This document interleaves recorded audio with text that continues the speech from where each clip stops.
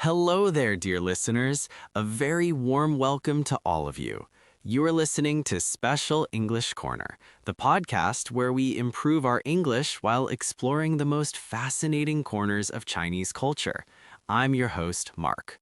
And I'm Sharon. We are so happy you chose to spend your time with us today. How is everything going with you, Mark? You look like you have a lot of energy today. You are right, Sharon. I feel incredible. And do you know why?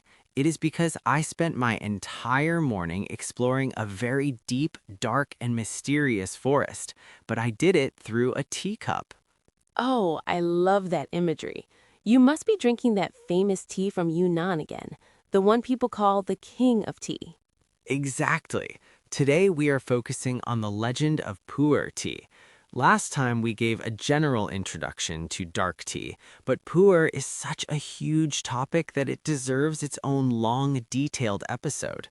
I agree. Pu'er is not just a drink. For many people, it is a hobby, a passion, and even a type of investment. It is often called liquid gold or the drinkable antique. Those are great names. Today we have a very ambitious goal. We want to help our listeners understand why pu'er is so special. Our plan for this long episode is, number 1, the geography and history, why Yunnan, why the big leaf. Number 2, the great mystery of aging. How does tea change over 20 or 30 years? Number 3, the raw versus ripe battle. We will explain Shang and Su in great detail. Number 4, health and science. Why is it so good for your stomach and cholesterol? And number 5, the connoisseur's guide. How to choose, store, and brew your tea like a master. This sounds like a masterclass. For our English learners, don't worry. We will speak clearly, explain the difficult words, and repeat the important concepts. So sit back, maybe pour yourself a glass of water or tea, and let's begin. Sharon, let's start at the beginning. If I want to find the best pu'er, where do I have to go? You have to travel to the southwest of China, to the beautiful province of Yunnan. It is a place of high mountains, deep valleys, and ancient forests. This is the only place in the world where real pu'er can be produced. Is it true that there are tea trees there that are older than some countries? Yes, it is true. In places like Xishuanbana and Lingchan, there are ancient tea gardens. Some trees are 800, 1,000, or even 3,000 years old. Imagine that, Mark. A tree that was alive during the Tang Dynasty is still producing leaves for us to drink today. That is mind-blowing. In English, we call these ancient trees or old arbor trees. Why does the age of the tree matter for the taste? Think of it like this. A young tea bush is like a child, lots of energy, but maybe not much depth. An ancient tree has roots that go very deep into the earth. It pulls up minerals and nutrients that a small bush cannot reach. This makes the tea taste thicker and more complex. And the leaves are huge, right? Exactly. This is the large leaf variety. If you hold a pu'er leaf next to a typical green tea leaf, the pu'er leaf looks like a giant. It has more polyphenols and more caffeine, which gives it the strength to age for decades. So, pu'er was born in the mountains, but it became famous because of a road. Tell us about that. That's the ancient tea horse road, Chama Budao. Thousands of years ago, China traded tea with people in Tibet and other regions in exchange for horses. Because the mountains were so steep, they couldn't use carts. They had to use caravans of horses and mules. This was a journey of thousands of miles. It took months. And during those months, the tea was exposed to the elements. The humidity in the air and the natural heat from the journey triggered a slow, natural fermentation. By the time the tea reached its destination, it had transformed. It wasn't fresh green tea anymore. It was dark, smooth pu'er. So the secret ingredient of pu'er is actually time. Now, let's talk about the two main types. This is where many people get confused. First, let's look at raw pu'er or shencha. Raw makes it sound like it's uncooked or unfinished. In a way, it is. Raw pu'er is made very simply. The farmers pick the leaves, they wither them slightly to let them get soft, and then they kill the green by tossing them in a large hot pan for a short time. Then the leaves are dried in the sun. And then they press them into cakes? Yes, into a bing or cake. At this stage, a young raw pu'er is very powerful. It tastes very floral, like honey and wild flowers, but it can also be very bitter and strong. Some people say it's too strong for their stomach when it's young. That's true. It has a lot of fire. But the magic happens if you put that cake in a cool, dry place and leave it there for 5, 10, or 20 years. What happens to the tea during those years? It's like a slow dance with the air. The oxygen slowly changes the chemicals in the leaves. The bitterness disappears. The color changes from yellow-green to orange and finally to a deep, dark red. And the taste? It becomes incredibly smooth. We use the word mellow in English to describe this. It feels like silk in your throat, and it develops a sweet aftertaste or huigan that lingers for minutes. So raw pu'er is for the patient drinker. It's for people who want to watch a tea grow up. But Mark, what if you don't want to wait 20 years? What if you are hungry for that smooth, dark taste right now? Then you need ripe pu'er or sucha. Exactly. In the early 1970s, the Kunming tea factory invented a new process called wet piling or wodui. Can you explain wet piling for our listeners? It sounds a bit like gardening. It is a bit like that.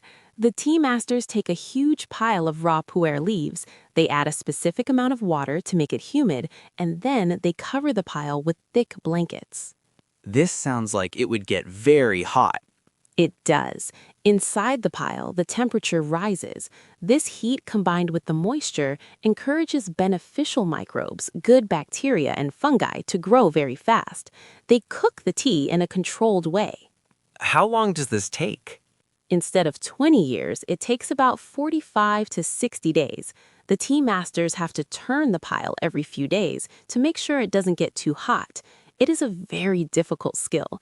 If you make a mistake, the whole pile of tea can be ruined. And when it's finished, the tea is dark brown, almost black. Yes, the taste is very different from raw pu'er. Ripe pu'er is earthy. It smells like a forest floor after a rainstorm. Some people say it smells like old wood or even dark chocolate. It's very thick, right? Like a soup? We call that full-bodied or creamy. It is very comforting. Because it has already been fermented, it is extremely gentle on your stomach. It is the perfect tea for people who have sensitive tummies.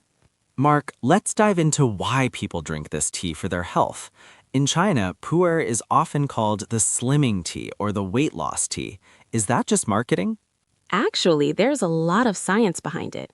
Pu'er, especially ripe pu'er, contains a special group of antioxidants called theobromines. Theobromines? That's a long word. Let's break it down. Thea, tea, brown, color, ins. These are formed during fermentation. Studies have shown that these can help lower cholesterol and triglycerides. So it really does help with breaking down grease. Yes, when you eat a heavy, oily meal like fried chicken or a big Chinese banquet, your body can struggle to process the fat. Pu'er helps your digestive system work faster. It's like a natural broom that sweeps the grease out of your body. That's why we see it in so many Cantonese restaurants during yum cha or dim sum. Exactly. But it's not just for digestion. Pu'er is also great for blood sugar. It can help prevent spikes in your blood sugar after you eat. What about the brain? Does it have caffeine? It does, but it's a different kind of energy. Unlike coffee, which can make you feel jittery or shaky, pu'er has L-theanine. This is an amino acid that helps you feel calm and focused. So it's a calm energy. I like that. Okay, Mark, let's help our listeners decide what to buy. If I am a complete beginner, where should I start? I usually recommend starting with a ripe pu'er. Why? Because the taste is very stable. It's sweet, earthy, and easy to like. And what about the seasons? Is there a pu'er season? In the winter and autumn, ripe pu'er is king Because its nature is warm, it helps improve your circulation and keeps you cozy. When it's cold outside, a cup of dark ripe pu'er feels like a warm hug. And for the spring and summer? That's when raw pu'er sheng shines. Because it is cooler in nature, it helps your body release heat. If you are feeling tired or sleepy on a hot afternoon, a young raw pu'er will wake you up like a cold shower. How about the time of day? Morning, 8 a.m. to 10 a.m., a young raw pu'er is perfect. It clears the fog from your brain and gives you focus for work. Afternoon, 1 p.m. to 3 p.m., after a big lunch, drink ripe pu'er. It will help your digestion and prevent that afternoon slump where you feel like taking a nap. Evening, 7 p.m. to 9 p.m., if you are sensitive to caffeine, choose an older ripe pu'er. The long fermentation reduces the stimulant effect, so most people can sleep just fine. Just a small warning. Don't drink very strong tea on a completely empty stomach, or you might get tea drunk. Yes, we talked about that. You might feel dizzy, hungry, or even a little bit shaky. If that happens, just eat a piece of candy or a biscuit and you will feel better immediately. Now let's get practical.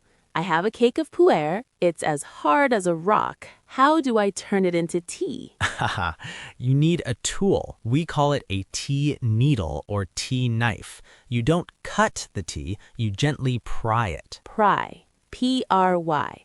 That means to pull it apart slowly along the layers. Exactly. You want to keep the leaves as whole as possible. Don't crush them into dust. Once you have about 5 to 8 grams of tea, you are ready. Should I use a regular teapot? You can, but if you want the best flavor, use a zisha or purple clay pot for ripe pu'er. The clay breathes and makes the tea even smoother. For raw pu'er, a gaiwan, a porcelain bowl with a lid, is better because it lets the floral aroma escape. And the water? Is tap water okay? If your tap water is very hard or smells like chlorine, it will ruin the tea. Use filtered water or spring water. And for pu'er, remember, boiling water is the rule. Now let's talk about the most important step, the rinse. Yes, the first pour. You put the tea in the pot, add boiling water, and count to 5.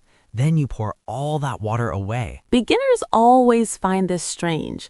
Why am I throwing away the tea, they ask. We're not throwing away the tea, we're throwing away the dust. Because pu'er is aged in warehouses or fermented in piles, it needs a quick wash. This also wakes up the dry leaves, so they are ready to give you your best flavor. After the rinse, the second pour only needs about 10 to 15 seconds. Pu'er releases its flavor very fast. And don't throw the leaves away after 1 cup. Good pu'er is like a long book with many chapters. Each time you add water, you're reading a new chapter. The 5th cup might taste better than the first. Mark, what if I buy a lot of tea and I can't drink it all at once? Does it go bad? That is the beauty of pu'er. It doesn't go bad, it just keeps changing. But you have to store it correctly. Like in the fridge? No, never put pu'er in the fridge. It's too cold and too damp. Pu'er needs to breathe. So where should I put it? Put it in a place that is dry. High humidity can make the tea moldy. Odor-free. Tea is like a sponge. It absorbs smells. If you put it in the kitchen near the onions, your tea will taste like onions. And no direct sunlight. The sun will kill the life of the tea and make it taste sour. A simple cardboard box or a ceramic jar in a bookshelf is usually perfect. In English, we call this cellaring the tea, just like people cellar expensive wine. And over time, your $50 cake of tea might become a $500 cake of tea. It's possible, but for most of us, the real profit is the delicious case we get to enjoy after 5 years of waiting. Wow, Mark, we have covered a lot of ground today. I think it's time to help our listeners with some of the trickier words. Let's do it. Arbor, A-R-B-O-R. This refers to a tree. An arbor tea tree is a large tree, not a small bush. Mellow, M-E-L-L-O-W. A word to describe a smooth, soft, and pleasant taste. Microbes, M-I-C-R-O-B-E-S. The tiny living things that help the tea ferment. Astringency, A-S-T-R-I-N-G-E-N-C-Y. This is that drying feeling you get in your mouth when you drink strong tea. Raw Pu-erh has high astringency when it's young. Aftertaste, the flavor that stays in your mouth after you swallow. Full-bodied, a drink that feels thick and rich in the mouth. Those are excellent words, Mark. And for our listeners, remember, don't try to memorize them all at once. Just pick 2 or 3 to use this week. And one cultural tip, when someone pours tea for you in a Chinese tea house, you can tap your 2 fingers on the table to say thank you. Oh, I love that tradition. It's a silent way to show respect without interrupting the conversation. Mark, do you have any final words for our English learners who are also tea lovers? Yes, learning English is exactly like drinking pu'er. How so? At first, it can feel a bit bitter. There are so many words to learn and grammar can be difficult. It's like that first sip of a young raw Pu-erh. But if you keep going, if you let the language age in your mind, it becomes smooth. You start to enjoy the sweet aftertaste of being able to understand a movie or have a conversation. That is so true. Consistency is the key. Just like the tea needs years to become great, you need practice to become fluent. So don't be afraid of the bitterness. It's just the beginning of the sweetness. Well said, Mark. Well, that is all the time we have for today's special episode on Pu-erh. We hope you enjoyed this deep dive into the world of Yunnan's magic leaf. Don't forget to check the study guide we prepared for you. It has a full 7-day plan and all the keywords we discussed. If you can, go out and find a small piece of pu'erh. Smell it, taste it, and tell us what you think. We'll be back next week with more English and more stories. I'm Mark. And I'm Sharon. Keep practicing your English. And keep enjoying your tea. Goodbye, everyone. Bye-bye.